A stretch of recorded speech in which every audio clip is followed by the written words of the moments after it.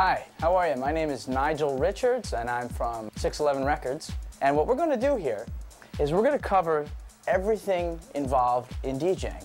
Not so much the turntablist scratch master kind of stuff, because that's not really my thing, so you could smoke me on that, so we're not going to go over that. We're going to do more like, we're going to cover everything about mixing like trance and house and techno, everything from buying gear, what gear to buy, what's the right gear, to how to use the gear, and on into many techniques of DJing, tricks, all kinds of fun stuff. Just basically everything you need to know if you want to start DJing.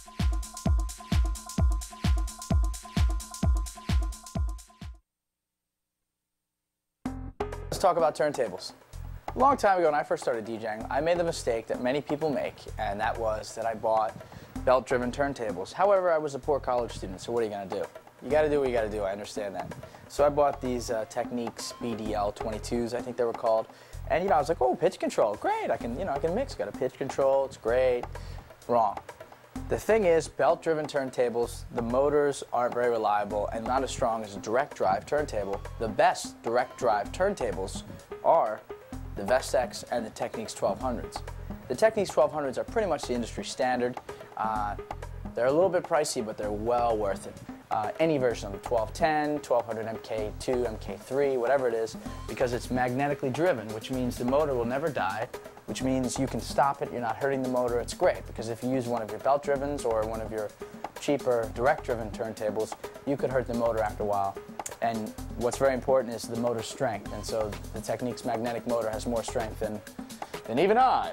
So what we're going to do is we're going to take you from opening the box of your Techniques 1200 and show you what everything is and how to put it together. Fair enough? When you get your Techniques 1200, you're going to get this. No, do not smash this in your friends' faces. This is not a cymbal. This is not a chest plate. This is a record platter. Now, this is the place that it goes, and the magnetic motor is right inside, and this right here is the receptor of the motor, and it's very interesting. The motor kind of creates the energy that spins this and then moves the whole platter. It's pretty cool. So what we're going to do is we're going to take it, holding it this way with the nice little dots on the sides, and we're going to put this hole over this erect little metal node here. We could get into the whole erect metal node joke in the hole, but we won't go there. You can make your own jokes up here. So it's pretty easy. You just kind of take it by the edges. And you basically just find the hole there and just settle it down, and it just kind of falls on its own. And then sure enough, it's perfect. And it's spinning, and it's free, and it'll just spin for a long time, and it's pretty cool. So that's pretty easy.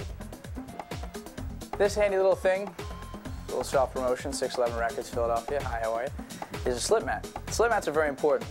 Basically, when you get your turntable platter, when you get it out of the box, you've got this, and then they also give you a rubber mat. Back in the 70s, you listened to your Pink Floyd, your Led Zeppelin. You got your rubber mat, and it's safe. It keeps your record protected. That's all good. However, when we want to abuse this equipment and we want to stop the record and we want to reverse it and we want to slow it down, speed it up, that's not a good thing. So we invented slip mats. Slip mats, again, hole, erect metal node, boom. The slip mat stays on top of the platter, just over the metal, not over the rubber. So when you're playing a record and the turntable's on and you stop it, and you can just do this with the slip mat, it lets the turntable keep going. It maintains its speed. The magnetic motor is very powerful. It maintains its speed. And this way, when I take a record and I put it on it and I stop the record, I'm not going to harm the record in any way by stopping it while the motor's still running. Try that on rubber or just a metal plate. You're going to ruin your records. Now, an important thing about slip mats is that they're all different kinds, and they're made in all different ways. Some are very flimsy and very smooth, and they're easy. Some are thicker. It depends on what you want to do. You'll find you'll just kind of get used to one or another. In other words, you buy a set for home, and you buy another set, you might like the other set better depending on the thickness of the felt, etc., and stuff like this. So they're always a little different. Remember that when you go out and play a little bit. They're always going to feel a little different, but they're very, very important because, again, you don't want to scratch your records, and you want to be able to vary the speed, and you want to be able to quickly throw in the record or stop the record, reverse it, whatever you want to do. And we'll get into that stuff with one of the Techniques lessons. This is the start and stop button over here. It's pretty easy. This is the power. You just turn this little slide thing there, and it is off, and then you slide it that way. It's red. It's nice. These two buttons right here are for speeds. So if you need to play a record at 33, the 33, there's a little red light next to it. You need to play it at 45, a little red light next to it. Same thing. Pretty self-explanatory, pretty easy. This is your handy light, which is good for when you're in a club or in a dark environment. Kind of helps you find the beginning groove of the record. And so you just push the button and it pops up, or you push it down and then it goes off. So up, down, stop. Oh, sorry. Let's go over a little bit more of the turntable so you understand what everything is. This right here, these make cool necklaces, I don't know, mini frisbees for your Ken doll or something. But basically this is for 45, so if you go shopping and you happen to find some oldies, you know, little 45s, you would put this on the platter, and now the 45 will sit right on top of it. A lot of 45s have the big holes, well now they'll fit right on there and you can play your 45. Pretty cool, and you put it right there. Often these things are gone, disappear, blah, blah, blah, so I'm gonna take this one actually, because I collect them. Okay, so the tone arm here is going to come like this, kind of, there'll be styrofoam here, it'll be all wrapped up nice and safe and real pretty. It's got a pretty mouth. So what'll happen is, you're going to open the box and say, whoa, what's that? Let's go through a couple things. This little handy contraption is the tone arm weight that you'll find wrapped separately when you open your turntable box. It'll be wrapped and packaged nicely. You'll open up, there'll be a couple things you don't really understand, this being one of them. Now, what this does is this attaches to the end of the tone arm, and that weighs down the needle. So this way the needle doesn't skip because it gives a little bit more weight, and the needle will stay in the groove when things are bouncing because you're just rocking it so well, or you're on rubber bands, or whatever the situation. So what we're going to do is we're going to attach this to the back of the tone arm right here. Now there's this other little weight on the end of the tone arm. Technics 1200s were first made, I don't know, in the 70s, something like this. So there are certain things that are a bit maybe obsolete about them, like this little handy weight that you should just unscrew. Don't ask why, I don't know either, I'm not a surgeon.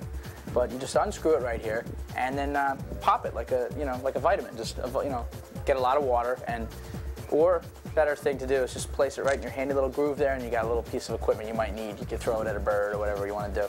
So when you attach this tone arm weight, make sure that the little numbers here are facing you. So you kind of push it on the end of the tone arm, and you'll feel it kind of hit a notch. A little notch, if you can hear that. I can mimic the sound. It's going to go there, see? And you feel a little notch. It's not going to move right there. That's very important. We're going to go over that a little bit later. Now, the rest of the tone arm, let's explain here. This little handy thing, this is nice. This locks the tone arm. You'll find it locked when you first get it. In fact, it'll be wrapped up. Unwrap it, and there's a little node you can push over, and basically that's going to hold the tone arm down for when you carry your turntables, or when you're finished mixing, to be polite. That way it doesn't fall off and the needle doesn't hit the side of the platter or something like that. If you take it off, there's a little handy little arm here. This is old school as well, where you would, back in the day, you listen to your hi-fi stereophonic records.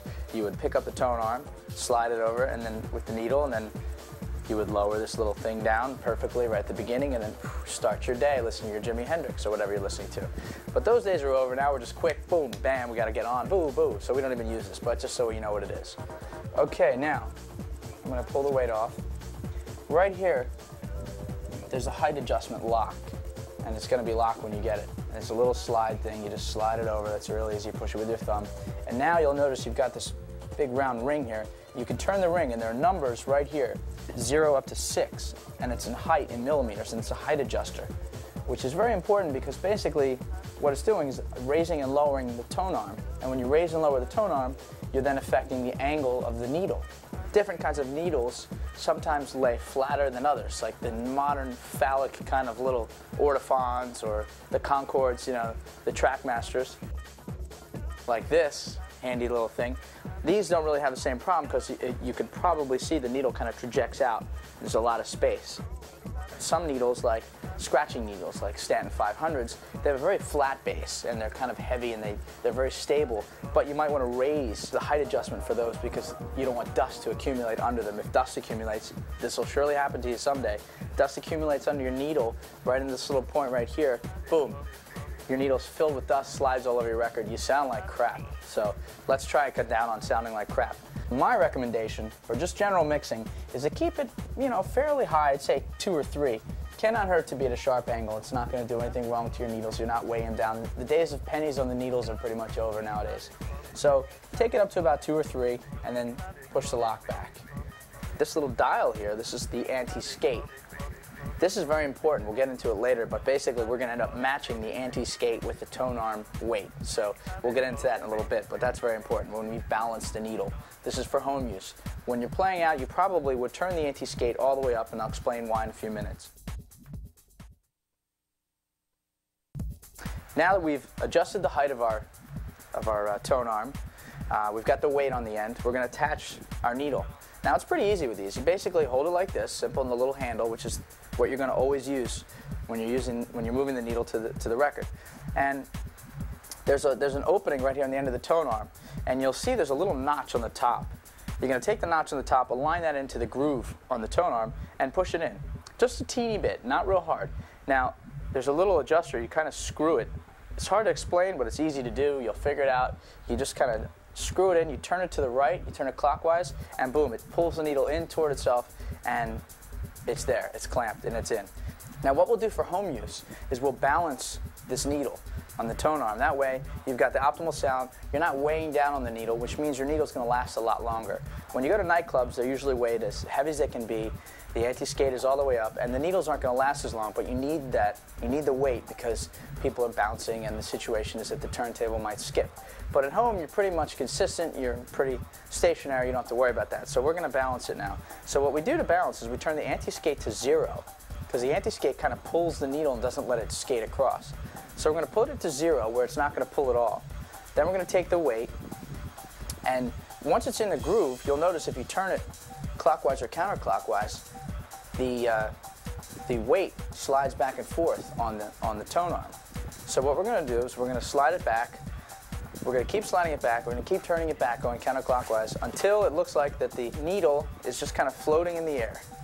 So we'll get to that point right here, and you'll see it's kind of cool. It'll just be sort of floating, kind of floating in space. Just keep adjusting until it's perfectly floating.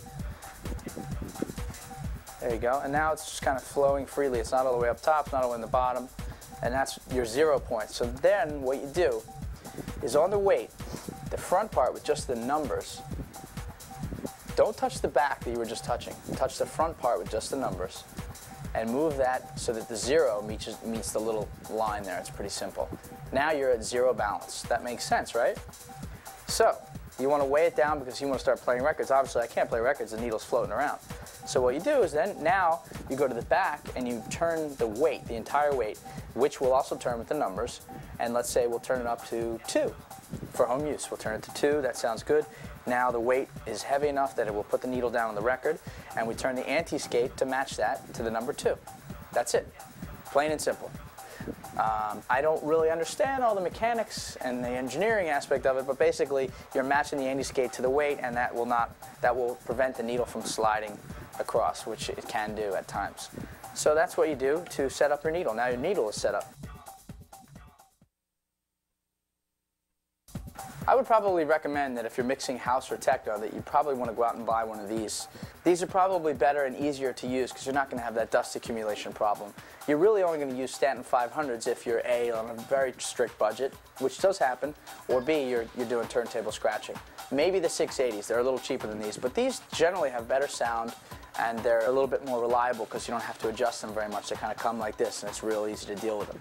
So, one recommendation, if you ever have problems where music is cutting out of one channel, you only hear it in the left channel, the right channel, blah, blah, blah. Sometimes the attachment here, sometimes these connectors kind of get dirty, or sometimes the inside of the tone arm, depending on the turntable, not necessarily yours at home, but a turntable that has been used for 8 years, sometimes the receptacles in there get a little dirty as well, or they get pushed in. So there are 2 things you can do. One, you can remove the static. You just kind of rub it on your pants. Just trust me, this crazy stuff works. Another thing you do is wet your finger and touch it on the end just a little bit. Now, put it back in. 9 times out of 9, it's going to work. You're going to get stereo again. So it's very important. A little trick if you have a record. I mean, it's very frustrating when you're DJing and get a record queued up. Uh-oh, it comes in one ear. What do? Panic. Well, again, unscrew it real quick. Rub it on your pants. A little moisture. Also, maybe you want to blow in the hole here because it might be dusty. Boom. You're going. You're golden.